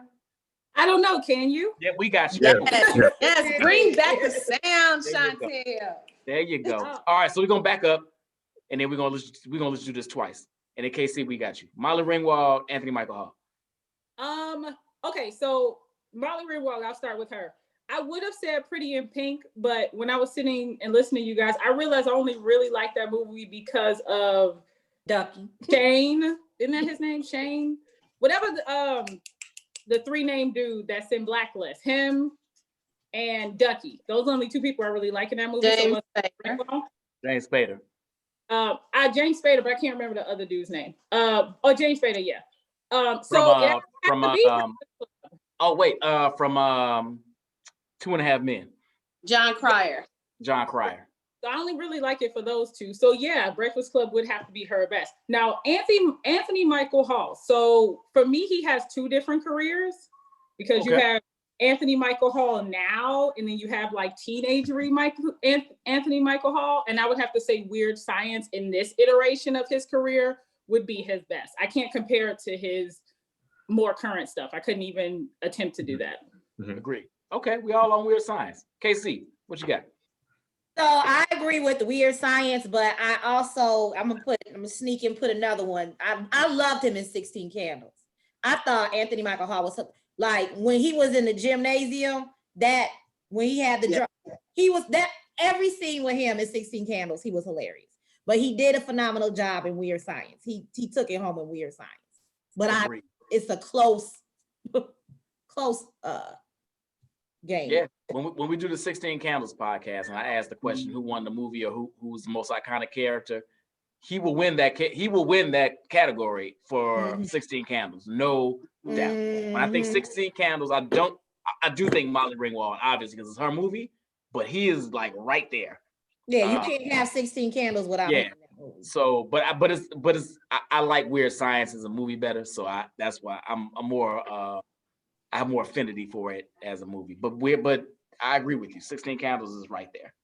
All right, so then we got Emilio, we did Judd, we did Molly, we did Anthony Michael Hall, Ali Sheedy. Ali Sheedy. Well, I'll start. I'm not even gonna lie. I don't even know that many Ali Sheedy movies outside of her Brat Pack days. So I would have to go with St. Elmo's Fire because I enjoyed her more in there than I did in here. But to be fair, I don't I don't have a long memory of what work she's done. Because she was so great in St. Elmo's Fire. There's no need to know of anything else that she's done. And that's also a movie where I love the song. So there. Okay. All right. All right. Casey, what you got? I'm gonna agree because I didn't really like her in The Breakfast Club, and I did like her character in St. Almost Fire. Okay. You know, you got a personality in St. Almost Fire. She had a personality here. She was weird as hell. She just didn't speak for the first hour of the movie, but she was weird. She was dull. Okay. All right. DC, what you got? So DP. can I give two, please? Absolutely. Because I didn't say anything about Anthony Michael Hall.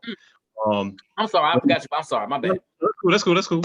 I think with Anthony Michael Hall, if I could go back, I'm the only person in America, probably the whole wide world, that enjoys Johnny Be Good. I was just about to say, if you say Johnny Be Good, I'm gonna mute you. I enjoyed that movie. When it comes on, Nope. If you say Johnny Be Good, nope. You're muted, DP. He muted you. Nope. I can't even hear you right now. That movie is trash. Trash. I was waiting for somebody to bring that in. All right, go ahead. Go ahead. Unmute yourself, DP. Go ahead. Unmute yourself. So no. That's my number 3, Anthony Michael Hall. Then Breakfast Club, but to me, he will always be Rusty Griswold from Vacation. He will always be. I forgot about I that. changed my answer. That's I forgot about Vacation. Yeah. You know what? Damn. I'm changing my answer. I'm going. I'm with still DP. not taking them out of Weird Science, but good one. Oh no! I'm sorry. How could I do that? Johnny Be Good is number 3, number 4. Breakfast Club is number 3. Weird Science is number 2, a strong number 2, and then a half step above number 2 is the number 1 is Rusty Griswold in Vacation, because I loved him in Weird Science. I thought Weird Science was an awesome movie. I've seen that movie 7,421 times. I thought Weird Science, and I heard they were going to reboot it, but that's a whole other conversation. They already did a remake. You know that, right? No, what you talking about, Brian? They did a remake of Vacation. No, Weird Science. Oh, Weird Science. I'm sorry. Go ahead. They better not. They better not. Yeah, so as far as Ali Sheedy is concerned, I really can't say because the movie she's been in, and if you're gonna don't crucify me for St. Elmo's Fire, because when it came out in 1985, I saw it once when it came out on video, and that was a movie I've seen once. Did you see Rob Lowe with that earring? I mean, like, I don't understand. I don't remember. I saw it. Hey, D, I saw it once, like 6 months ago. It was the first time I had seen St. Elmo's Fire. I'm about to take this iPad and throw it against the wall. Like, Rob No, you Lowe won't. No, you won't. that movie. Yeah, I enjoy Rob Lowe. I don't care about Rob Lowe. What are you talking about? Yeah, but that movie didn't stand out to me, and I saw it in 1986, 87. Whenever it was released on video, I saw it, and but it never stood out to me. So I really can't comment on Ali Sheedy's performance in it because I don't remember her, and I just went through her filmography on Wikipedia, and I'm like, I've seen that. Oh yeah, she was in that, but she's never really stood out to me. So she wouldn't be in my top 421 actresses of all time. Absolutely. Wow. I'm gonna say Cujo. What? She was in Cujo? She was in Cujo. Molly Ring? No, who? Ali Sheedy. We on Ali Sheedy now. Ali Sheedy, Cujo. Who did she play in Cujo? She was the wife of they were the family that Cujo was. Just being. I gotta go watch Cujo now. Does make right. She's not. She is in Cujo. She is. As what? Brian, I just Googled. I ain't came up with Cujo yet. She is in Cujo. She is in Cujo. It's not on her list. It's not on there. Am I making that up? Yes. Yeah. Now I love me some Cujo with. She wasn't wife in Cujo. I love Cujo. She was in Fear, another scary movie. All right, maybe my bad. I thought she was in Cujo. All right, then I'm gonna give her my bad. Then what was the movie with the robot? Johnny Five Stays Alive. What was the name of that? Short Circuit. Short Circuit. That's what I'm. Johnny Five. I'm gonna give a Short Circuit. Boom. Short Circuit, no. I'm making shit up. It's Breakfast Club for me. It's Breakfast Club. Oh my God. I'm not a Set Almost 5 fan, so I'm gonna give it Breakfast. She was in Short Circuit. Okay, at least She was definitely in Short Circuit. One answer. All right, so those are them.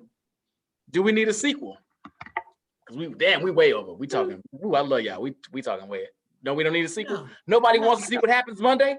I want to see what happens Monday. They old now. What they? No, not now. But did they need a sequel at the time? I would have liked the Breakfast Club too to see what happens in school the next day.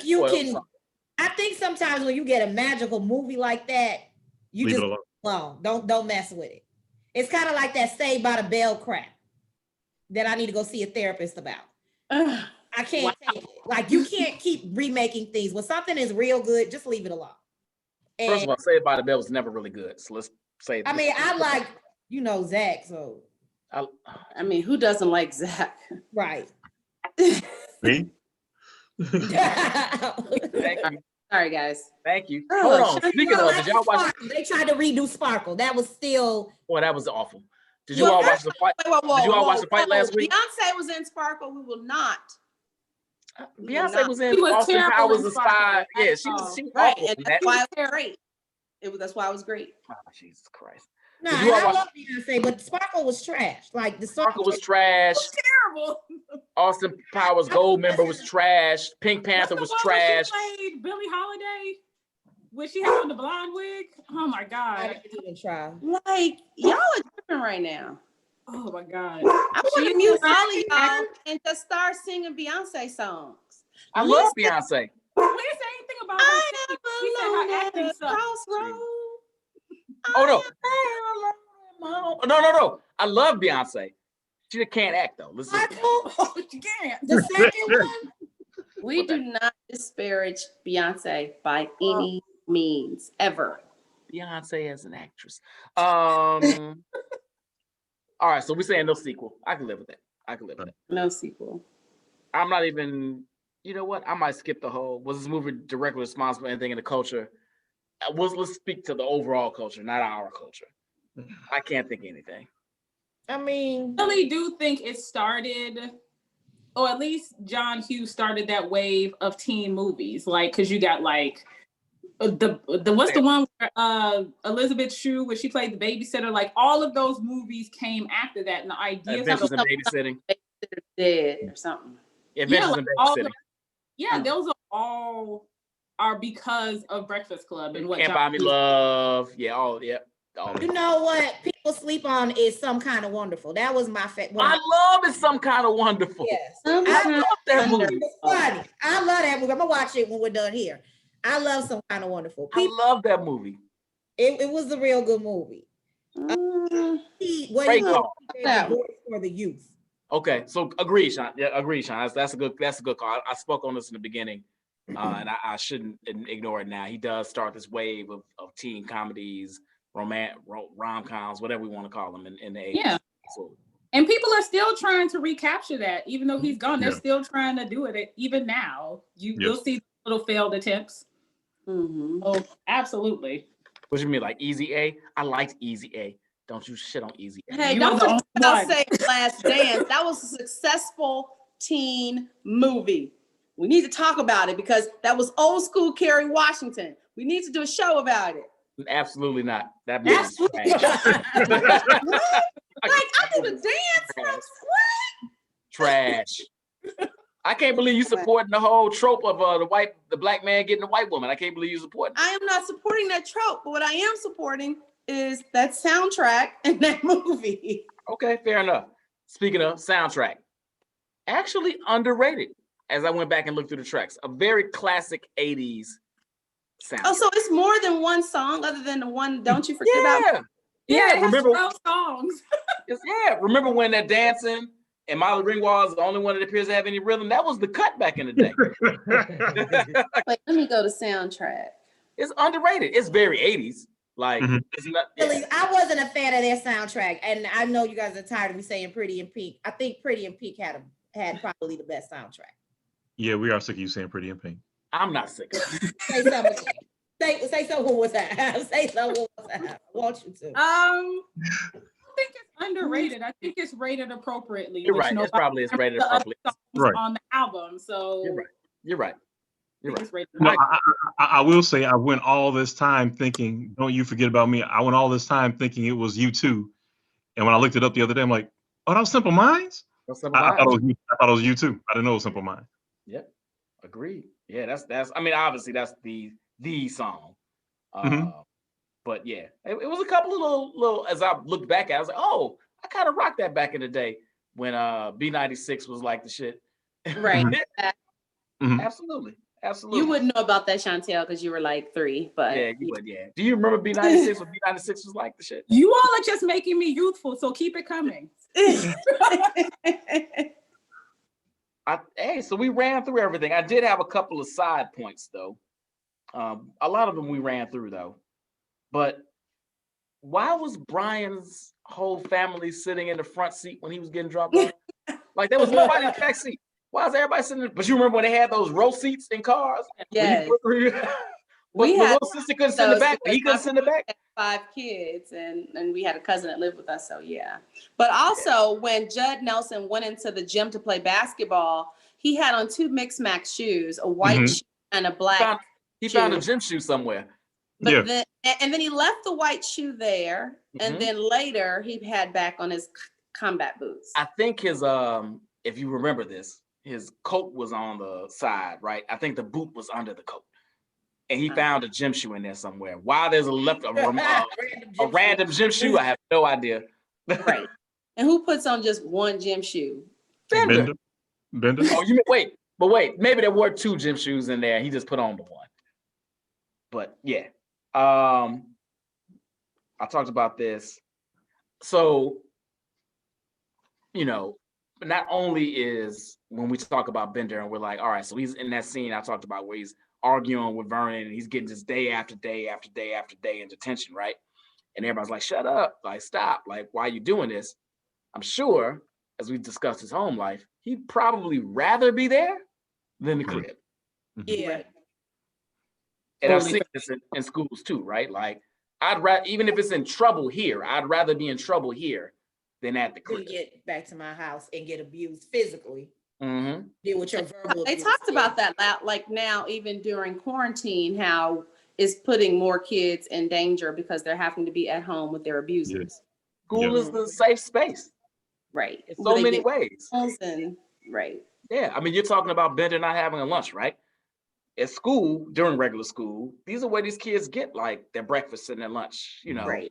You're taking these things away from it. It's yeah. Anyway, we're not gonna get too deep into that. Hold on. So Bender asked Claire what her name was. So Claire is obviously the prom queen and the popular girl. Even if he didn't know her, he know what her fucking name was. Stop. Right. Stop. I already said Bender's brilliant. He really needs to be in some AP classes and they just don't know it.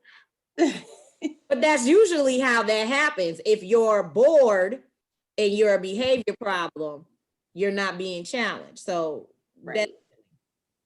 Right. And he's not challenging himself either, right? Because they have the whole shop back and forth. So he's in shop, right? Because that's where he just feels he should be. But he's not even putting himself, because you're picking your own classes in high school. Don't forget this. You having a counselor help you, but you're picking your own classes. He doesn't even see himself as intelligent. But you see what type of adults are around him. They're not guiding him. Exactly. Trying to fight him, they throw him in the closet.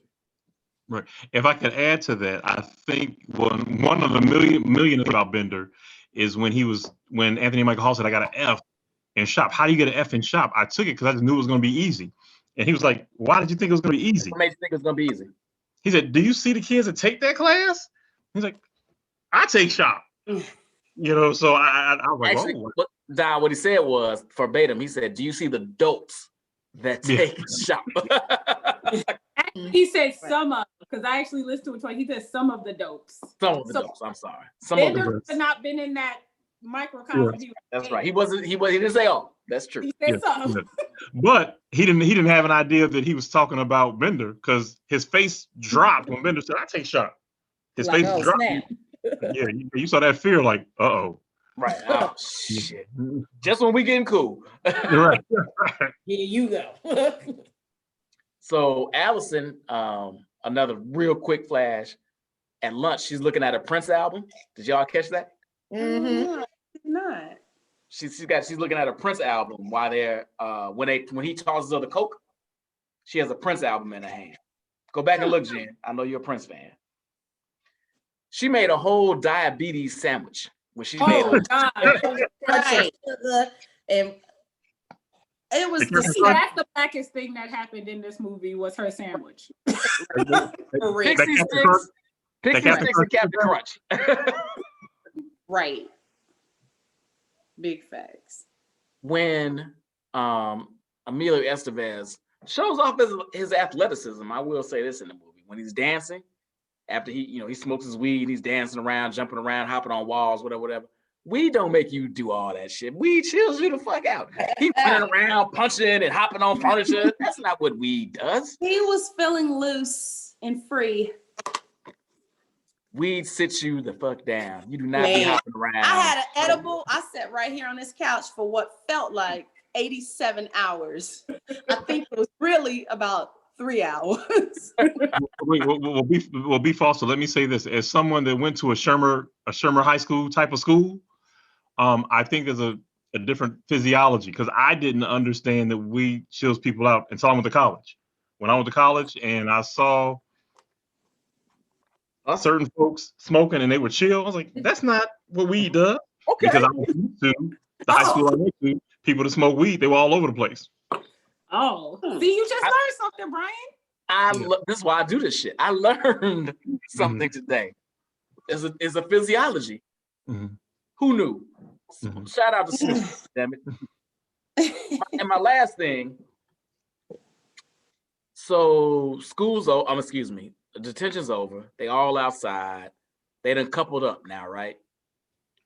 You coming to pick your daughter up. Thank you. And she outside in the driveway, tongue kissing some dude all in the mouth. And you ain't honking, you ain't getting out the car, you ain't said nothing. White people shit. You know ain't no black parent going for that. I'm outside fighting the little nigga. I'm just telling ain't you. gonna get him diamond earrings. I looked at that earring, like that shit bigger than mine. You can't get out of no. That was WPS. I got a problem with that shit. Now, if it's my son, double standard. I'm like, okay, Look, what's up? Look, If I'm Andrew's daddy. grab her by the ass. Grab her by the pussy. Now, here's the other piece of that. Andrew's dad, he waits, right? Because that's what your daddy does. He sits in the cut till they done tonguing down. Then he pulls up, but she snatches the Letterman, the state championship thing patch off his arm, right? Go get that shit. Go get that shit. Nope. I don't know her, and you won't know her in a year. Go get that shit. Anyway, those are my little nitpicks for the movie. Hey y'all, this was fun. We did It was. We did this for almost 2 hours. This is why I don't have 5 of us doing it. It's one of those movies you can't get enough of watching. Like I agree. You can't. It was super hard picking most rewatchable scenes because the whole movie, there's a slight stretch there from the weed smoking little piece. That's not bad, but it's something I could skip. But mostly, like an hour of this movie is unassailable. I wouldn't touch it. I mean, especially because he yelled and the glass shattered. You didn't yell that loud. What is that? I didn't get that. I didn't bother that. I let that go. I was like, Y'all that's just poking all the holes in the movie. That's just stupid. Yeah, I agree. But anyway, I never understood that. This is fun, y'all. I appreciate you all joining me. Don, KC, Sean, welcome to your first movie breakdown. Thank you. 2 weeks in a row. You're the first person I've ever had 2 weeks in a row. I love y'all. I haven't even decided what I want to do next week. So if you watched, if you enjoy, throw something up. As you can see, maybe a Christmas movie because of the holidays. I might do Bad Santa. That's my favorite Die Christmas Hard. movie. Die Hard's a good one. Yippee-ki-yay. This Christmas. This Christmas is one of my favorites. It is. I get drunk every Christmas Eve, swear to God, and watch This Christmas and Bad Santa. every Christmas Eve. But as you see, as Katie allude, if you throw it in the chat and you want to see it, I just might do it. So love y'all. Be safe.